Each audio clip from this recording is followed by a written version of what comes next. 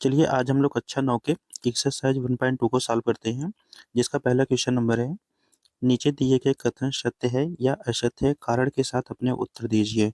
आपको इसमें 3 क्वेश्चन दिए हुए हैं। तीनों क्वेश्चन को सत्य और असत्य बताना है, लेकिन कारण सहित बताना है। कारण भी बताना है क्यों सत्य है और क्यों असत्य है। तो पहला क्वेश्चन इसमें है, प्रत्येक अपरिमेय संख्या एक वास्तविक संख्या होती है। तो पहले वास्तविक संख्या समझ लेते हैं। वास्तविक संख्या क्या होती है? वास्तविक संख्या किससे मिलकर बनी होती है? जैसे मान लो वास्तविक संख्या दो दो संख्याओं से मिलकर बनी होती है। किससे किससे मिलकर बनी होती है?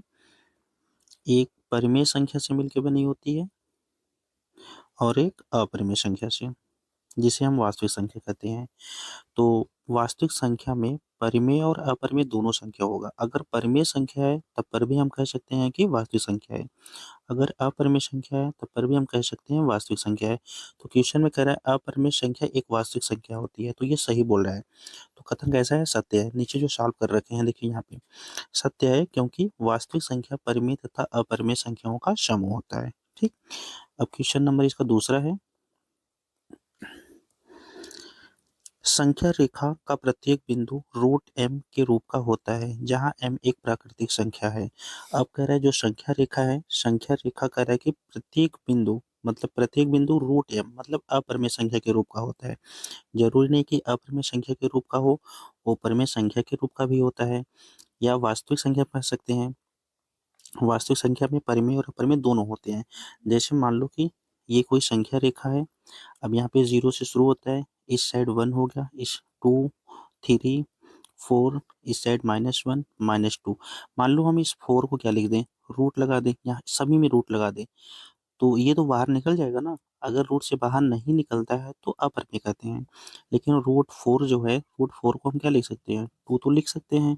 रूट 1 को क्या लिख सकते हैं? 1 लिख सकते हैं। बाकी ये दोनों अपरिमेय हो जाएंगे, लेकिन ये तो परिमेय है। लेकिन क्वेश्चन में कह रखा है कि सभी बिंदु, जितने सारे बिंदु होते हैं, सभी रूट एम के जैसा होता है। तो क्या रूट एम के जैसा सभी हो रहे हैं? तो इसमें तो रूट हट जाएगा, इसमें से भी रूट हट जाएगा, 9 में से भी रूट हट जाएगा अगर 9 में लगाएं। तो ये गलत बोल रहा है। तो यहाँ पे हल किए हैं, असत्य है क्योंकि संख्या रेखा वास्तविक संख्या का समूह होता है, जिसमें परिमेय और अपरिमेय दोनों संख्या होती हैं। तो क्वेश्चन में क्या करा था? ये गलत करा था। दूसरा देखते हैं, लास्ट वाला मतलब तीसरा, प्रत्येक वास्तविक संख्या एक अपरिमेय संख्या होती है। बोल रहा है कि प्रत्येक वास्तविक संख्या, अभी मैंने बताया वास्तविक संख्या किससे मिलकर बनी होती है? परिमेय और अपरिमेय दोनों संख्या से मिलकर बनी होती है। अगर मैं मान लूं कि ये रूट 5 ले लूं, रूट 5 कैसा है? ये वास्तविक संख्या है। और 2 कैसे ले लूं, मान लो 2 भी कैसा है? वास्तविक संख्या है। लेकिन ये परिमेय संख्या है, लेकिन और ये कैसी संख्या है? अपरिमेय संख्या है। तो बोल रहे प्रत्येक वास्तविक संख्या, हम और कैसी संख्या होती है? अपरिमेय होती है। प्रत्येक तो नहीं होती। अगर मैं 2 के ले लूं तो क्या ये अपरिमेय संख्या है? ये तो परिमेय संख्या बन रहा है ना। तो गलत बोल रहे हैं। सभी वास्तविक संख्या अपरिमेय संख्या नहीं हो सकती है। तो यहाँ पे असत्य है क्योंकि वास्तविक संख्या परिमेय और अपरिमेय संख्या का संग्रह होता है, इसलिए वास्तविक संख्या परिमेय या अपरिमेय में से कुछ भी हो सकती है। ठीक। चलिए अब दूसरा क्वेश्चन नंबर हल करते हैं इसका।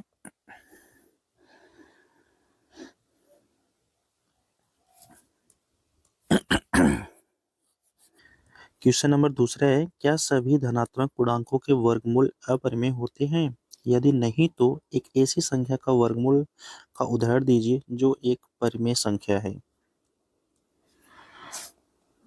इसका आंसर क्या हो जाएगा? नहीं, ऐसा नहीं होता है। धनात्मक पूर्णांकों का वर्गमूल अपरिमेय संख्या नहीं होता है। जैसे एग्जांपल देख लो, अगर हम आपसे बात करें कि मान लो रूट 9 ले लेते हैं, तो रूट 9 लेंगे, रूट लगा है, बोल रहा है कि जब इसका वर्गमूल ज्ञात करेंगे तो अपरिमेय संख्या होगी। तो अपरिमेय संख्या कहाँ होगी? ये तो वर्गमूल 9 का वर्गमूल क्या होता है? 3 होता है।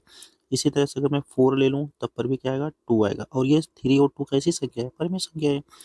ये बोला है कि ये बोला है यदि नहीं तो एक ऐसा वर्गमूल का उदाहरण दीजिए जो परिमेय संख्या हो। तो ये सब देखो परिमेय संख्या है, मतलब रूट 9 परिमेय है, रूट 4 परिमेय है, रूट 16 भी परिमेय है, रूट 81 परिमेय है, क्योंकि इसका वैल्यू क्या हो जाएगा? 4 होगा वर्गमूल। इसका वर्गमूल क्या होगा? 9 हो जाएगा। ठीक। ये हो गया हमारा आंसर। ये बोला था उदाहरण दीजिए, तो उदाहरण हो गई है। क्वेश्चन नंबर तीसरा है, दिखाइए कि संख्या रेखा पर √5 को किस प्रकार से निरूपित किया जा सकता है। मतलब √5 को हमें संख्या रेखा पे प्रदर्शित करना है। तो हम √5 को क्या लिख सकते हैं, √5 को लिख सकते हैं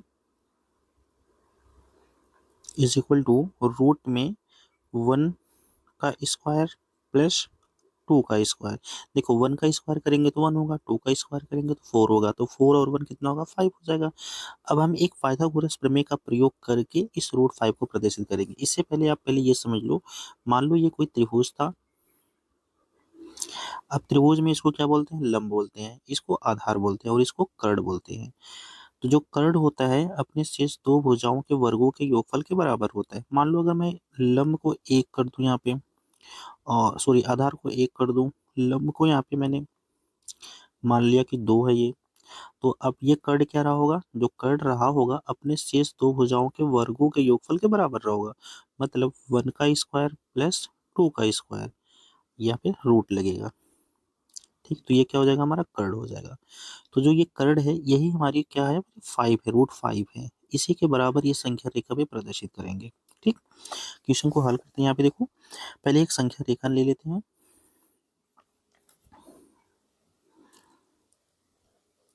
ये मान लो एक संख्या रेखा है जो यहाँ पे 0 1 2 3 बस करते हैं, 3 तक ही लेते हैं। इधर -1 होता है। देखो पहले हमें कितना जाना है, पहले 1 जाना है, मतलब पहले 1 तक जाएंगे। तो चलो यहाँ से हम 1 तक चले गए। फिर उसके बाद लंब का है, लंब कितना है, देखो 2 है, तो यहाँ से लंब 2, मतलब कि इसका 2 गुना लेना है। चलो 2 गुना हो गया ये। अब ये 1 हो गया और ये 2 हो गया। इसके बाद अब हम इसको यहाँ से मिला देते हैं। अब हमको मिल गया एक समकोण त्रिभुज मिल गया। अब ये कर्ण वाला कितना होगा, क्योंकि जो कर्ण होता है अपने शेष दो भुजाओं के वर्गों के योगफल के बराबर होता है। तो यहाँ पे क्या हो जाएगा, ये √5, मतलब रूट में 2 का स्क्वायर प्लस 1 का स्क्वायर इज इक्वल टू क्या आएगा, √5। तो इसकी लंबाई क्या है, ये √5 के बराबर है। तो यहाँ इसी लंबाई के बराबर 0 से लेकर के इस संख्या तक भी जाएगी। जितनी इसकी लंबाई होगी वही आर्क ले करके हम एक आर्क लगा देते हैं इस पे। मतलब जो ये वाला लंबाई दे रखा है,